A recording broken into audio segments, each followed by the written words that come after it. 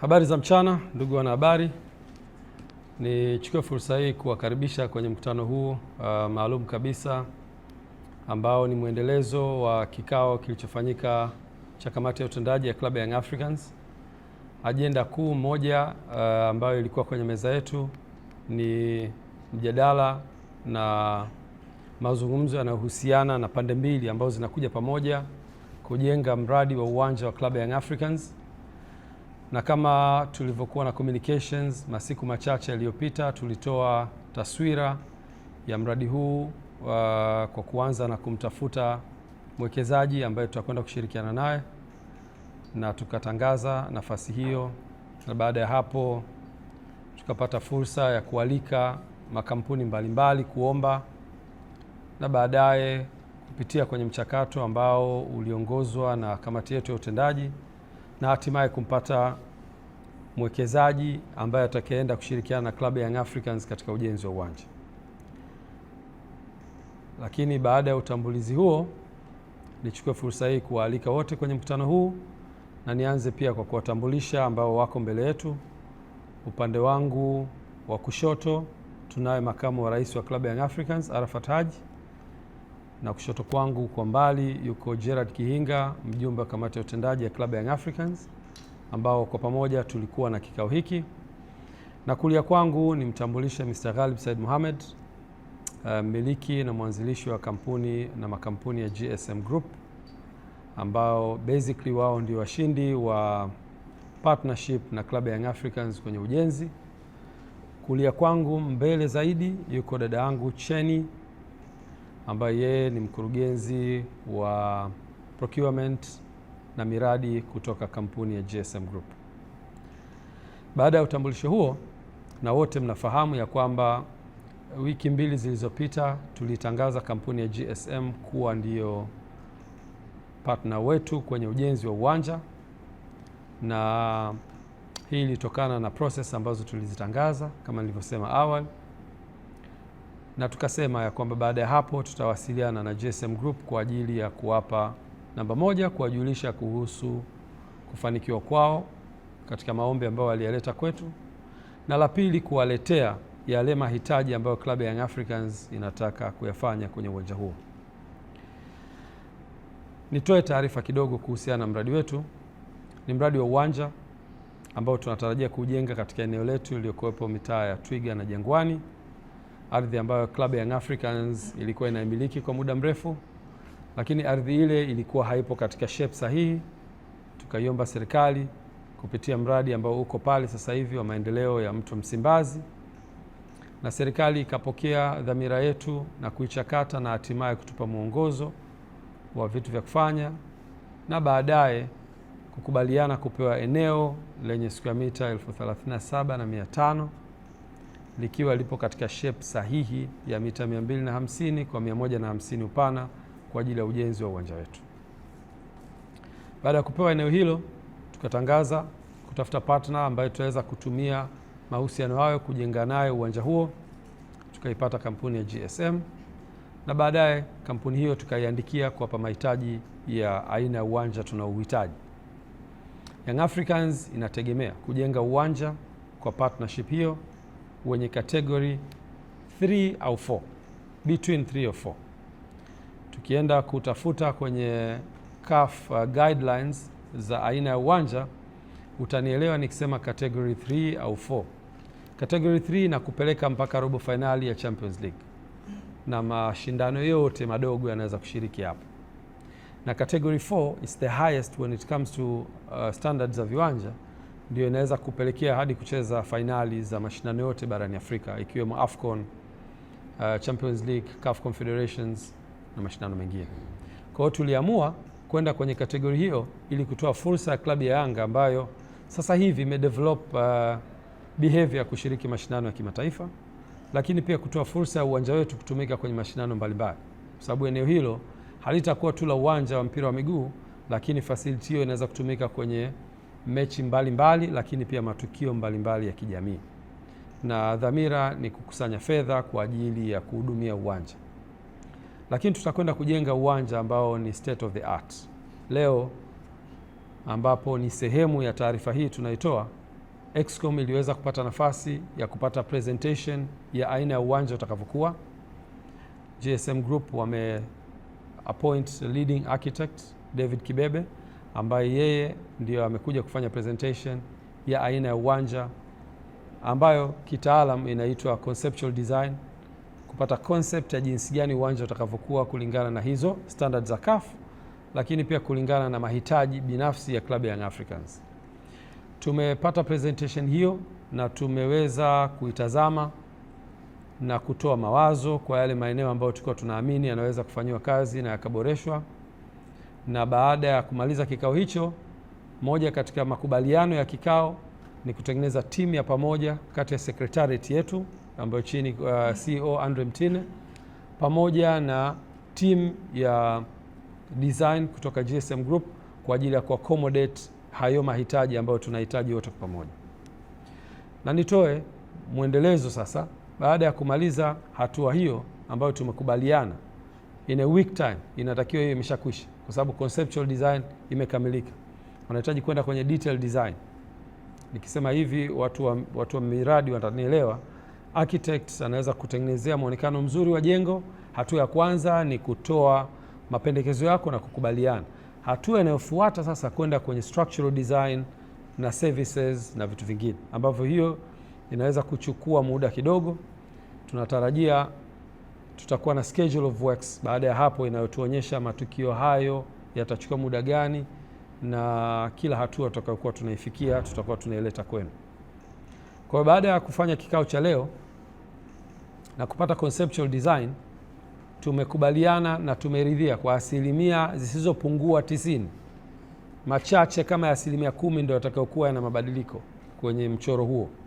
Kwa hiyo tumekubaliana ndani ya wiki moja hayo yatakuwa yamekamilika. Baada ya hapo, wiki inayofuata tunatarajia kuwa na kikao kingine kitakachokwenda kuzungumzia gharama. Kwa hiyo mpaka sasa hivi tuna concept lakini hatujapata gharama.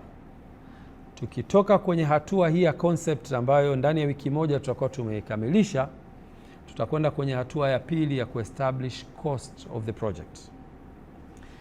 Tukiweza kupata gharama za ujenzi wa uwanja baada ya kuwa tumeyapitisha yale tunayoyahitaji yawe sehemu ya uwanja huo, hatua ya tatu itakwenda kuwa hatua ya majadiliano ya jinsi gani tutashirikiana na mgawanyo wa mahusiano ya mradi huu. Narudia tena, baada ya kuwa na michoro tukaipitisha, hatua ya pili ni gharama. Baada ya kupata gharama za mradi mzima, hatua ya tatu itakuwa ni mahusiano ya mgawanyo wa mradi huu, kwa maana ya distribution of shares or partnership inayokwenda kujenga mradi huu. Kwa hiyo kulingana na taasisi hizi mbili, GSM Group na Young Africans, ambazo zinakwenda kukutana, tutakuwa tuna mkataba unaotuunganisha kwa pamoja, unaoonyesha majukumu na manufaa ya kila taasisi katika hizi mbili ambazo zinakuja pamoja. Kwa hiyo Young Africans itakuwa na contribution ipi na itakuwa inanufaika vipi, na GSM Group itakuwa na contribution ipi na itanufaika vipi. Kwa hiyo itakuwa ni hatua ya tatu baada ya hii moja ya kwanza leo kwa tumekamilisha. Na katika kila hatua tutakuja kuwajulisha kadri tutakavyokuwa tunaendelea. Baada ya kufikia makubaliano hayo ya mgawanyo wa mahusiano au partnership yetu, tutasign makubaliano officially kwenye public na kila mmoja ataona, na baada ya kufanya hivyo tutakwenda kwenye hatua ya 4 ambayo itakuwa ni utekelezaji wa mradi. Kwa hizi ndio stages ambazo tumeziandaa, na stage hizo zitakuwa ziko communicated kwa wanachama wetu, wapenzi, mashabiki na Watanzania kwa ujumla wanaopenda kufuatilia yale yanayoendelea kwenye klabu ya Young Africans. Summarized, leo tumepokea presentation ya kwanza ya aina ya uwanja. Hatua ya pili tunaenda kuongeza yale ambayo tunayahitaji, yatachukua wiki moja, na hatua hiyo itatuletea gharama, ndio hatua ya pili ya costing. Hatua ya tatu itakuwa ni partnership agreement kati ya GSM Group na Yanga, na hatua ya 4 itakuwa ni utekelezaji wa mradi. Niwashukuru sana GSM Group kwa kuwa sehemu ya mahusiano haya, na hii inakwenda kuandika historia ya klabu yetu. Mradi huu haujawahi kutekelezeka toka kuumbwa kwa klabu yetu. Mradi huu haujawahi kuonekana ni practical kwa miaka mingi sana. Niwahakikishie leo tumepokea dhamira ya dhati kabisa ya mdhamini wetu ambaye pia ni partner wetu, Bwana Ghalib Said Mohamed. Ametuhakikishia kwamba mradi huu ameupa kipaumbele. Siku tutakayotia sign, anatarajia siku hiyo hiyo kuanza ground breaking, siku hiyo hiyo immediately. Yuko tayari amejiandaa kifedha kwa ajili ya mradi huo, yuko tayari amejiandaa kitaaluma, maana technical team, yuko tayari kwa kuhakikisha mradi huu unafanikiwa. Na sisi kama kamati ya utendaji tunamhakikishia kwamba ndio ndoto yetu kuhakikisha kuwa tuna uwanja, ndio dhamira yetu kuhakikisha kwamba tunatekeleza mradi katika kipindi cha uongozi wetu, na tutakuhakikishia kwamba sio tu utapata support. Huu ni mradi wetu sisi utakaotekelezwa kwa nguvu zetu usiku na mchana kuhakikisha tunaukamilisha. Lakini sio tu kujenga uwanja, tunaenda kujenga uwanja wa kihistoria ambao uwanja huu utakwenda kurudisha matumaini ya wanayanga waliotamani kuona klabu yao inakuwa na uwanja. Ni ndoto ya wanayanga wengi nchi nzima na nje ya nchi. Ninaye rafiki yangu hapa Oriedo, all the way from Uganda. He came to witness this process and he will definitely watch our game tomorrow. Karibu sana. Na sio tu Tanzania inayofuatilia kuhusiana na mradi huu, bali Afrika na ulimwengu unafuatilia kuhusiana na mradi huu. Na niwahakikishia kwamba tutakwenda kutekeleza kwa umakini na kwa uadilifu mkubwa kwa nguvu za Mwenyezi Mungu kuhakikisha mradi huu unatekelezeka na unakuwa ni sehemu ya historia kwa vizazi na vizazi vya wapenzi na washabiki wa klabu ya Young Africans. Kwa kusema hayo, tutakuwa tunarudi kwenu katika kila hatua kuwaonyesha mahali tulipofika, na mtakuwa na nafasi ya kuwajuza Watanzania na ulimwengu kwa ujumla kuhusiana na hiki ambacho kinaendelea kwenye mradi huu wa klabu ya Young Africans. Nawashukuru sana, na sasa nitakuwa tayari kama kuna swali. Lakini kabla ya hapo niseme element moja muhimu ambayo mnapaswa pia kuijua. Klabu ya Young Africans ukiachilia mbali partnership ambayo inakwenda kuifanya, tutakuwa pia tumekubaliana kupitia Excom, tutakuwa tuna technical team ambayo ni consultant wa kwetu ambaye atakayeenda kusimamia quality assurance ya mradi. Wote tunafahamu kwamba mwekezaji atakuwa na technical team kwa ajili ya ujenzi kwa maana ya contractor na consultants, lakini kwa kuhakikisha quality assurance pia inasimamiwa upande wa sisi kwa maana ya taasisi ya Young Africans.